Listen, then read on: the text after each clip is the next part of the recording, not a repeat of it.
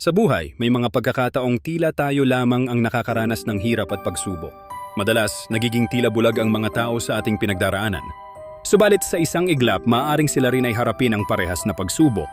Kung darating ang panahon na sila ay masasangkot sa gayong sitwasyon, doon nila maiintindihan ang mga saloobin at damdamin na ating dinaranas.